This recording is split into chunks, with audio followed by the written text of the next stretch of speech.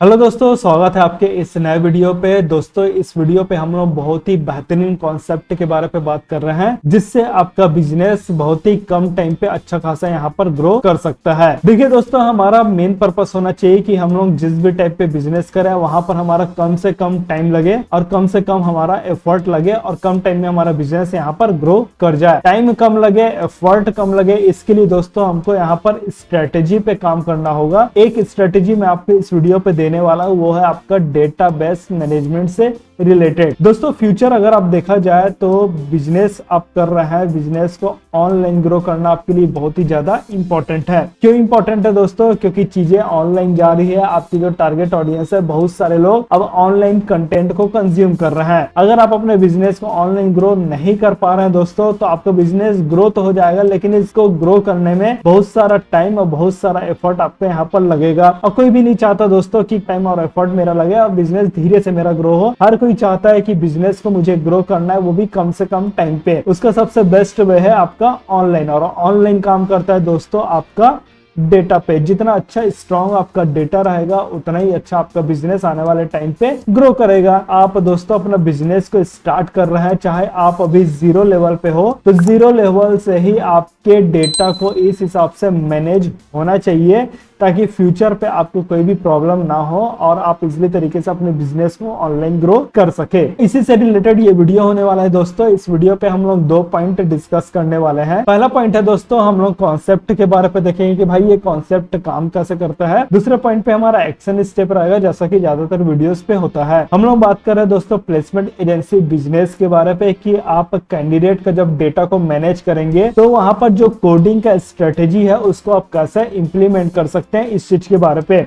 जब आप कोडिंग का स्ट्रेटेजी इंप्लीमेंट करेंगे तो ये आपके लिए बहुत ही ज्यादा इजी हो जाएगा दोस्तों डेटा को फिल्टर करना, या फिर आप बोल सकते हैं कैंडिडेट के डेटा को फिल्टर करके जो डिजायर कैंडिडेट उसको निकालना और उसको कांटेक्ट करके अपनी सर्विस को प्रोवाइड करना। तो ये जो कॉन्सेप्ट बताया जा रहा है दोस्तों, इसको समझने की कोशिश करिएगा, लास्ट तक बने रहिए दोस्तों इस वीडियो पे।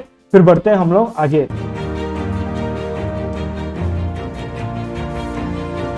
आगे बढ़ने से पहले दोस्तों आपके लिए अपडेट है कि आप हमारे ऑफिशियल व्हाट्सएप चैनल को जरूर फॉलो करिए, जिसका लिंक आपको डिस्क्रिप्शन में मिल जाएगा। यहाँ पर कुछ बिजनेस लर्निंग हो गया, मोटिवेशन हो गया, या फिर न्यू वीडियोस के अपडेट्स जो रहते हैं हमारे लिए इजी रहता है व्हाट्सएप चैनल पे शेयर करने का, तो आप हमारे व्हाट्सएप चैनल को जरूर से जरूर फॉलो करिए। देखिए दोस्तों, कॉन्सेप्ट के बारे पे अगर मैं आपके साथ चीजों को क्लियर करूँ तो प्लेसमेंट एजेंसी बिजनेस 2 क्लाइंट पे काम करता है, ये आपको तो पता ही है दोस्तों। पहला क्लाइंट है इसके कंपनी साइड पे, जहां पर आप अपने कंपनी को सर्विस प्रोवाइड करते हैं, और दूसरा साइड है आपका कैंडिडेट साइड पे, जहां पर आप कैंडिडेट्स को जॉब प्रोवाइड करते हैं।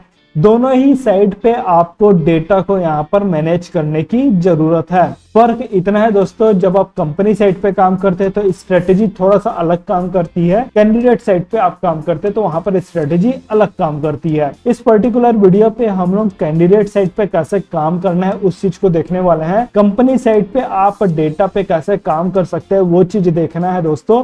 तो आपको ये वीडियो रिकमेंड किया जा रहा है। यहाँ पर बताया गया है आपको कि प्लेसमेंट एजेंसी बिजनेस पे आप क्लाइंट कोड का यूज करके क्लाइंट के डेटा को कैसे मैनेज कर सकते हो, उसका आपको यहाँ पर स्ट्रेटेजी दिया गया है।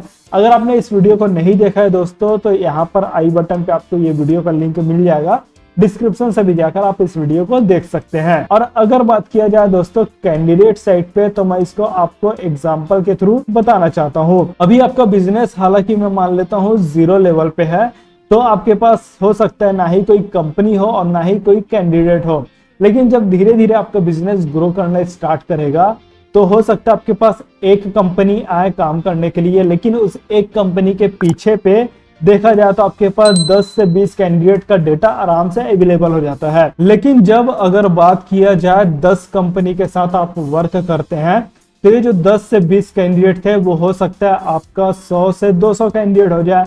वहीं अगर आप 100 क्लाइंट के साथ काम करते हैं तो यहाँ पर 100 और 200 जो कैंडिडेट हो रहा था वो आपका 1000 या फिर 10,000 कैंडिडेट भी हो सकता है। वो डिपेंड करता है आप यहाँ पर मार्केटिंग स्ट्रेटेजी कैसे लगा रहे हैं। तो जब आपके 10 कैंडिडेट थे या फिर 10,000 कैंडिडेट का डेटा आपके पास आया है, अगर आप इसको नॉर्मल लेवल पे मेंटेन करते हैं, नॉर्मल लेवल मतलब क्या हो गया, आप रजिस्टर पे काम कर रहे हैं, पेपर वर्क कर रहे हैं या फिर कोई फाइल पे काम कर रहे हैं, तो इस सिचुएशन पे अगर फ्यूचर पे आपके पास कुछ रिक्वायरमेंट आता है, फॉर एग्जाम्पल कि मुझे कंप्यूटर ऑपरेटर के कैंडिडेट चाहिए, वो भी 2 दिन के अंदर पे।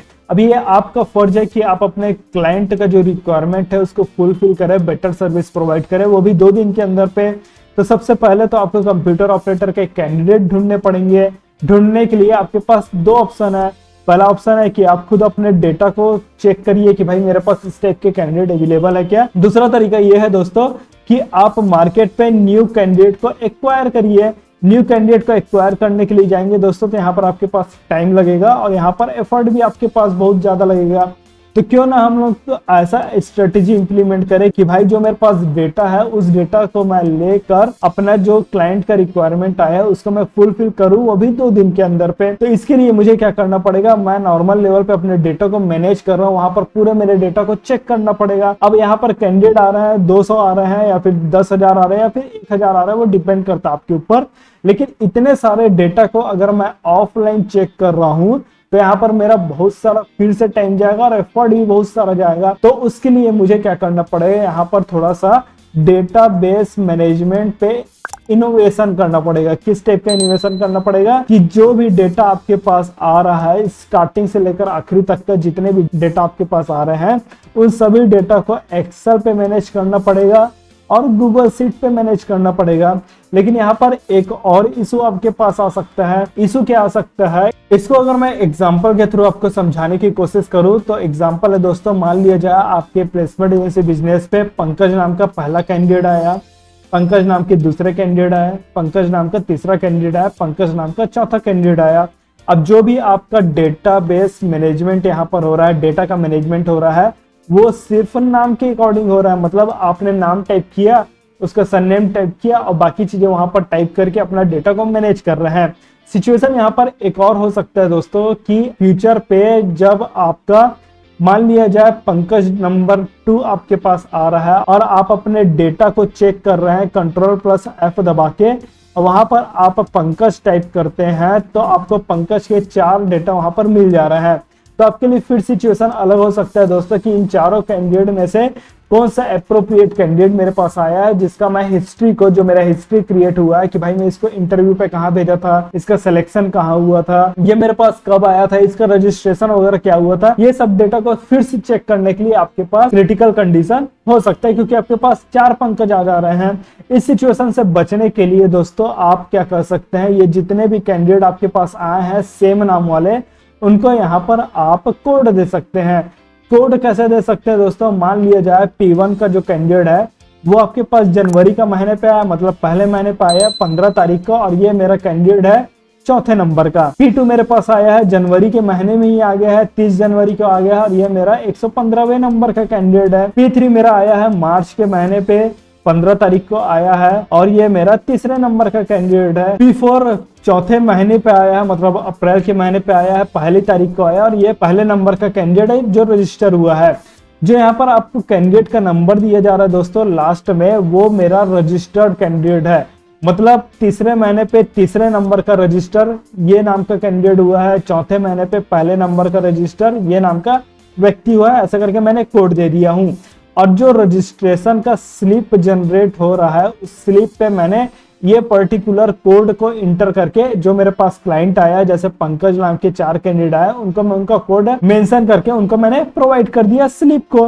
और फ्यूचर पे जब भी ये पंकज नाम का कैंडिडेट मेरे पास आएगा तो मेरे पास इसका कोड रहेगा क्योंकि वो स्लिप लेके आएगा और इस कोड से मैं उसको अपने डेटा में चेक कर सकता हूं कि भाई ये पर्टिकुलर कैंडिडेट मेरे पास कौन से डेट को आया है और इसका जो हिस्ट्री है, हिस्ट्री मतलब कहाँ मैंने इसको इंटरव्यू पे भेजा है, कितना इसका सिलेक्शन हुआ, ये सब चीजें मेरे पास सिर्फ Ctrl+F प्रेस करूंगा अपने एक्सेल और गूगल शीट पे, वहीं से मेरे पास डेटा आ जाएगा। और यहाँ पर मेरे पास इजिली तरीके से इसको मैं कैरेक्टराइज कर सकता हूँ कि भाई कौन से कैंडिडेट के साथ मेरे को किस टाइप के यहाँ पर वर्क करना है। तो ये जो कोडिंग स्ट्रेटेजी दोस्तों उसको आप जरूर से जरूर इंप्लीमेंट करिएगा जिससे आपका डेटा अच्छे से मैनेज हो और फ्यूचर पे जिस भी टाइप के कैंडिडेट आपको जरूरत रहेंगे उसका आप कोड को यहाँ पर मेंशन करके उसके हिस्ट्री को चेक कर सकते हैं। अब आता है दोस्तों आपके लिए एक्शन स्टेप कि कैंडिडेट के कोडिंग स्ट्रेटेजी पे काम करना स्टार्ट कर दीजिए।